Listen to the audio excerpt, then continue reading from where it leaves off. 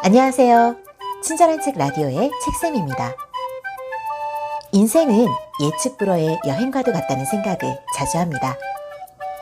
어쩌면 우리 모두는 지구별을 찾은 여행자일지도 모르고요. 책은 또 다른 형태의 여행이라고 생각합니다. 친절한 책 라디오에서는 책을 통해 떠나는 다양한 여행에 관해 이야기하려고 합니다. 오늘은 그 18번째 날로 포스트 디지털 시대를 설계하는 아날로그의 비밀을 만나러 떠나봅니다.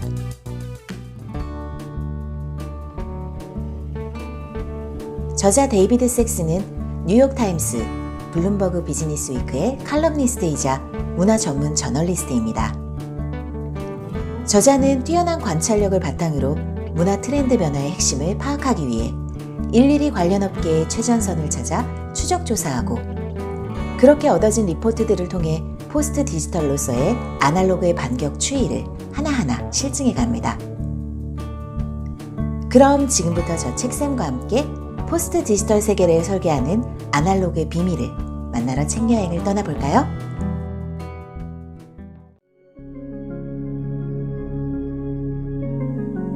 갑자기 아날로그가 유행어가 되었다. 어떻게 이런 일이 일어난 걸까?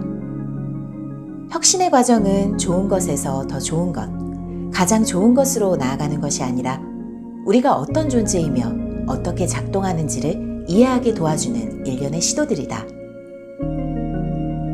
사람들은 아날로그의 타고난 비효율성을 점점 탐하게 되고 아날로그의 약점은 새로운 강점이 된다. 디지털에 둘러싸인 우리는 이제 좀 더 촉각적이고 인간 중심적인 경험을 갈망한다.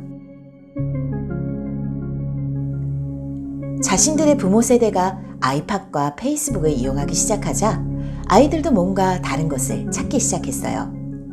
부모가 사용하는 것들은 쿨하지 않으니까요. 난생 처음 레코드판을 접하는 아이들. 완전히 올드한 것은 완전히 새로운 것이다. 레코드판의 역주행은 스튜디오에서도 이루어진다.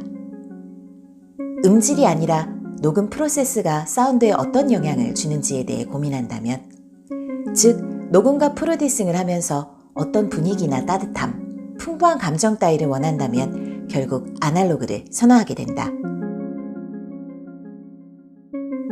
종이는 디지털 기술로부터 심각한 위협을 받은 최초의 아날로그 기술이다. 또한 디지털에 의해 도전받는 가장 오래된 아날로그 기술이기도 하다. 하지만 종이 전체 사용은 줄었을지 몰라도 특정 영역에서는 종이의 가치가 올라갔다. 몰스킨 노트의 광고 문구, 아직 쓰여지지 않은 책.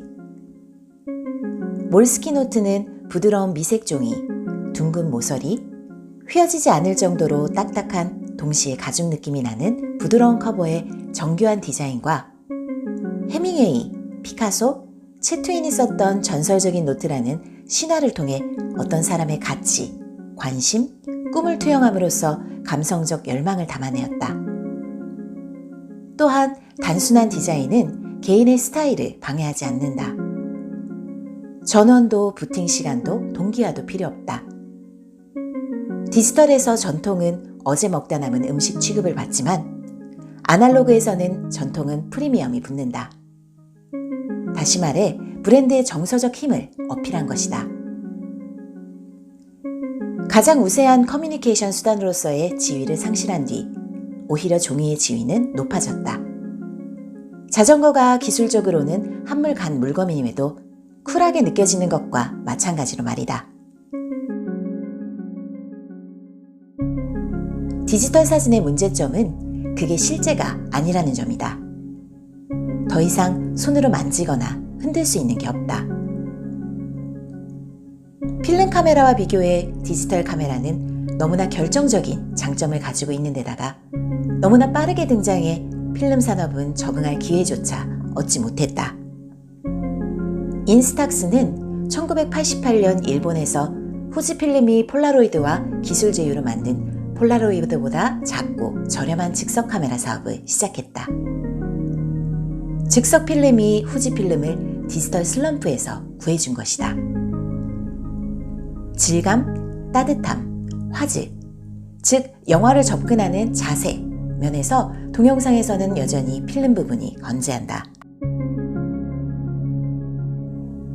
필름 카메라 로모그래피의 전시는 로모 콤팩트 오토매트로 구소련 상트페테르부르크에 있는 군수회사가 스파이용 또는 프롤레타리아 계급을 위해 출시한 플라스틱 카메라였는데, 지나치게 기술에 치우치지 않으면서도 디지털 표준과 다른 새로운 경험을 추구하는 20대에게 열광적 지지를 얻고 있다.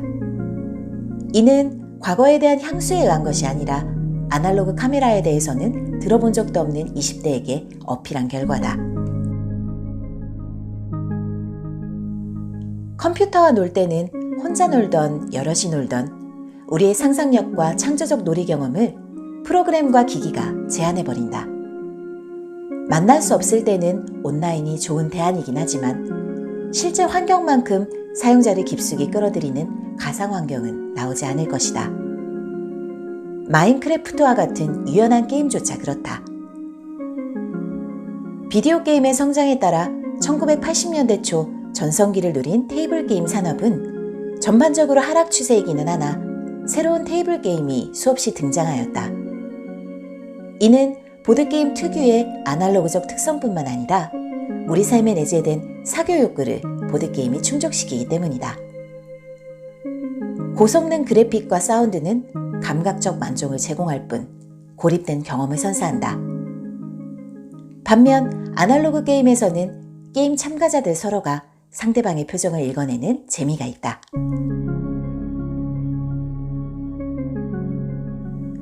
스마트해지는 느낌을 팝니다. 디지털판으로는 자신이 이코노미스트지를 읽고 있다는 것을 남들에게 보여줄 수 없잖아요. 최신의 중요 정보를 전달한다는 측면에서는 신문은 디지털과 경쟁할 수 없다. 따라서 신문을 읽는다는 것이 기분 좋은 경험이어야 한다. 완독의 즐거움이나 신문을 넘기다가 우연히 발견하는 즐거움, 소량의 맞춤 인쇄가 그에 해당할 것이다. 1995년 제프 베저스가 시애틀의 차고에서 온라인 서점 아마존을 시작한 이후 서점은 레코드점과 더불어 가장 먼저 디지털 테크놀로지의 공격을 받았다. 하지만 다시 오프라인 서점이 성장하기 시작했다. 우리는 완전히 다른 선택지가 되어야 합니다. 고객의 마음을 사로잡는. 아날로그라는 약점을 강점으로 변화시킴으로써 바람직한 라이프 스타일로 고객에게 어필한다. 서점은 손님들이 쉽게 들어설 수 있는 아늑하고 멋진 공간을 제공한다. 책을 읽을 수 있는 편안한 의자와 구석진 공간, 공들인 진열장과 엄선한 북섹션, 멋진 선반, 잘 조절된 조명, 장난기 섞인 인테리어. 친절한 진짜 직원도 중요하다. 딱 맞는 책을 권하기보다 저는 이 책이 좋아요. 아마 당신 마음에도 들 거예요. 라는 대화를 나눌 수 있어야 한다. 책을 사라는 강요가 아니라 자연스러운 대화의 결과물인 것이다. 끝없는 선택권이 주어질 경우 사람들은 무력해지다 못해 두려움을 품게 된다. 온라인에서는 뜻밖의 발견의 즐거움이 없다. 충동구매는 놀라운 발견의 즐거움과 함께 커다란 즉각적 만족감을 선사한다. 상품의 내용과 무관한데도 우리는 책을 만지게 된다.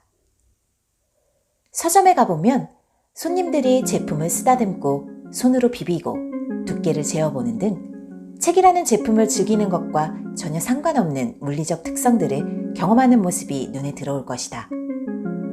결국 우리는 오감을 통해 세상을 경험하는 존재인 것이다.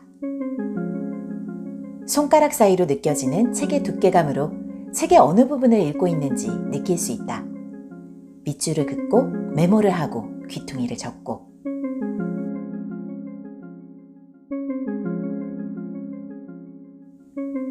온라인 수업은 학생과 교사를 언제 어디서든 연결하고 학생 개개인의 니즈에 맞춰 교육활동을 할 수 있다. 반면 오프라인 수업은 사회적 유대를 형성하고 숨겨진 커리큘럼으로서의 교육 활동을 가능하게 한다.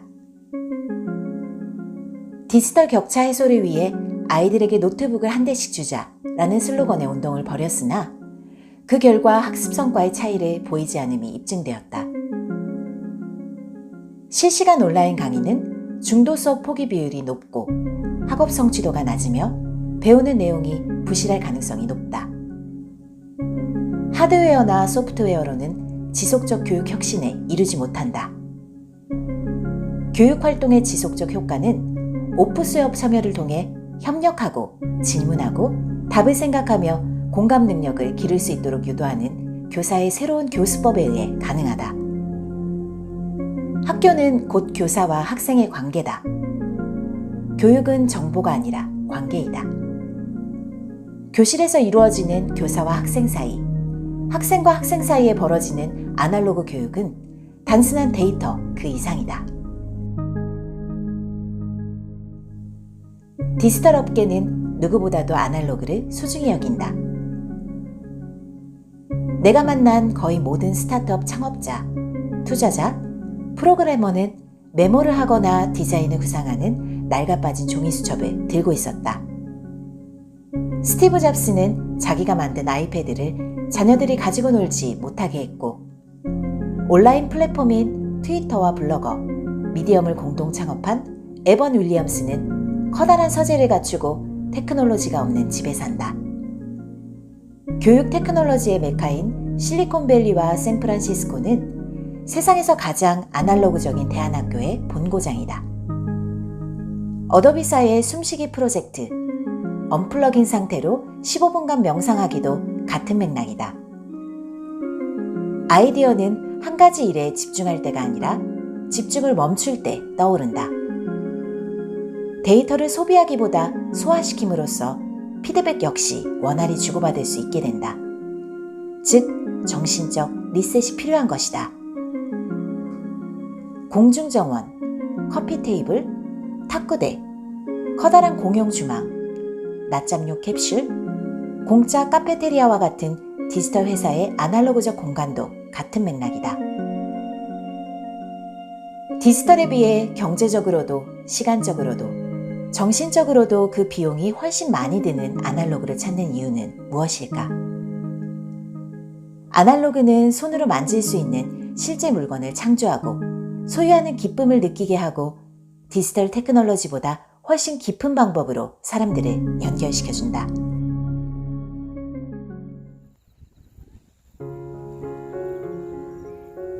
사실 이 책을 읽기 시작한 것은 작년이었습니다. 디지털이 과연 우월한가? 어렴풋이 아날로그적인 것으로 선회하던 차였기 때문에 구체적 신뢰를 들며 아날로그의 반격을 이야기하는 이 책이 굉장히 흥미로웠죠. 어떤 사연에서였는지 중도에 읽다가 두었던 것을 이번에 다시 읽었는데요. 1년 사이의 시대는 포스트 디지털이라는 말을 넘어 코로나 시대로, 대면 접촉의 컨택트에서 비대면, 비접촉의 언택트 시대, 한 발 더 나아가 온라인을 통한 접촉의 온택트 시대로 빠르게 접어들고 있습니다. 사실 책을 다시 이어 읽으며 너무도 빠른 시대의 흐름이 무척 당황스러웠습니다. 저자는 디지털과 아날로그를 양날의 검으로 정의했습니다.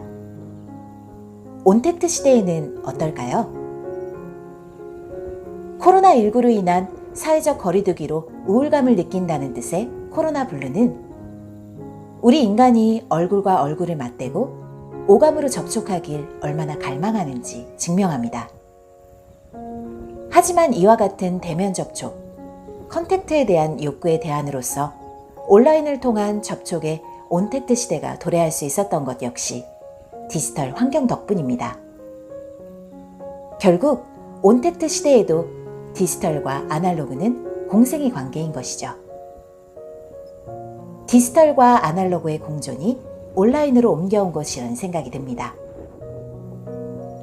아날로그적 아이디어의 혁신적이고도 파괴적인 잠재력과 디지털의 결합, 그것이 우리 인류가 코로나 시대를 돌파해가는 힘이 되어줄 것이라 생각합니다. 친절한 책 라디오, 오늘은 여기까지.